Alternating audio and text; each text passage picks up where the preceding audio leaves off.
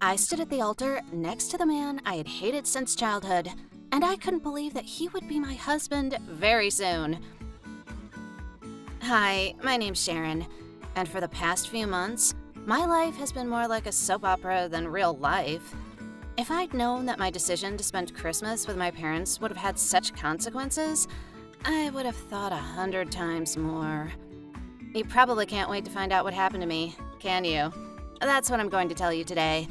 You just have to give me a like after watching this video.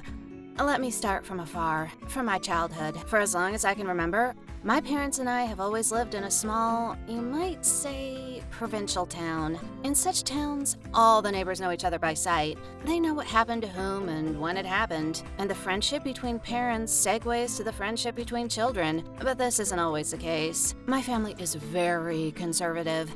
We have our own family holidays and family values that are passed down from mother to daughter. We might even be called one of the richest and most influential families in our small town. And that's not surprising.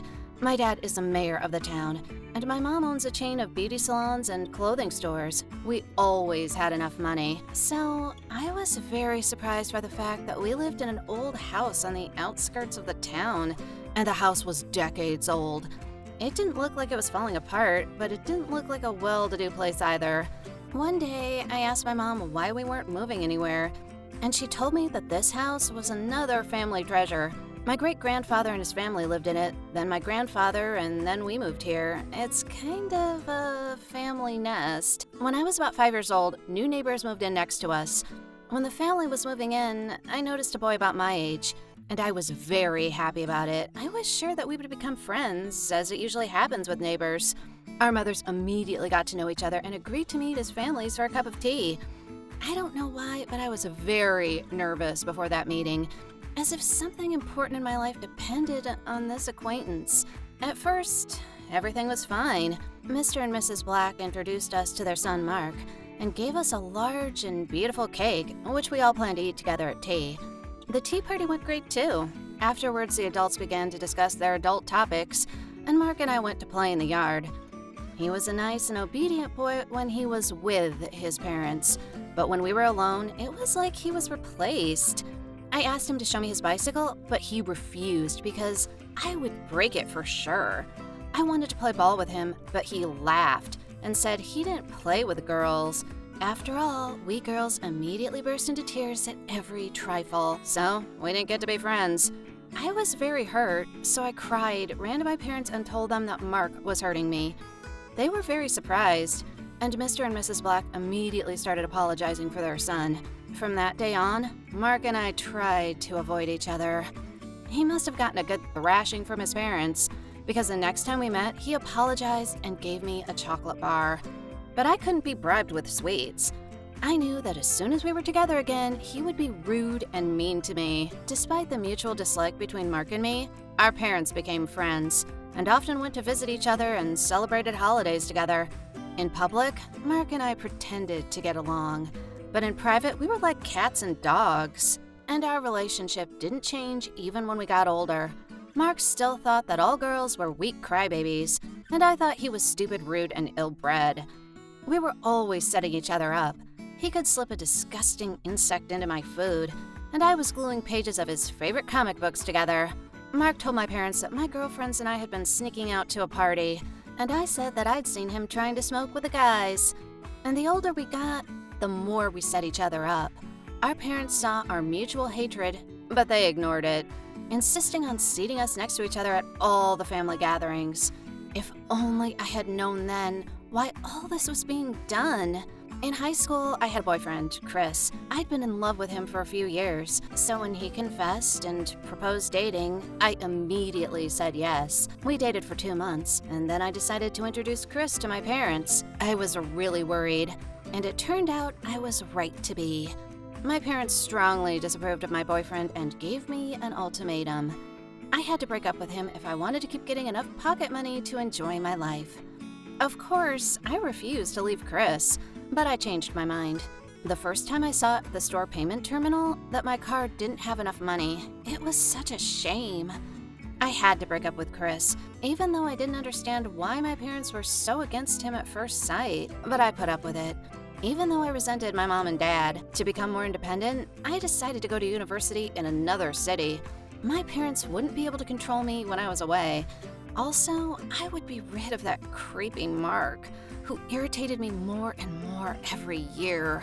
Everything turned out almost exactly as I'd planned. I passed my final exams perfectly, got into university, and moved away from my parents. I miss them, of course, but the freedom I gained was beyond compare. All the guys in the dorm went home for Christmas. I decided that I wouldn't miss this opportunity either, even though I was sure to meet the Blacks, our neighbors, and their son at a family celebration. And now, I think it would have been better for me to stay in the dorm. My parents were very excited about my arrival. Dad said that he was going to make a very important announcement during dinner tonight. I didn't know what he was talking about, but my intuition told me that I wouldn't like it. I was so right. Our whole family gathered around the holiday table. There were mom, dad, grandparents on both sides, the Blacks with their son and their parents, even my aunt. Her husband and their children came. We'd never had such a big get-together before, so it surprised me too. At dinner, my father said that there was a tradition in our family that children aren't told about until they're 18. But the time had come and I had to find out about that I was getting married in a few months. I thought I was hearing things. I kept smiling mechanically until the meaning of my father's words hit me. Sorry, what? I'm getting married? And my father went on. It turned out to be a very important tradition in our family. Once upon a time, a fortune teller told my then young great-grandmother that if the girls in our family wanted to be happy, they had to marry the guy next door at 18. And that's exactly what happened. My great-grandmother got married at 18. My grandmother too.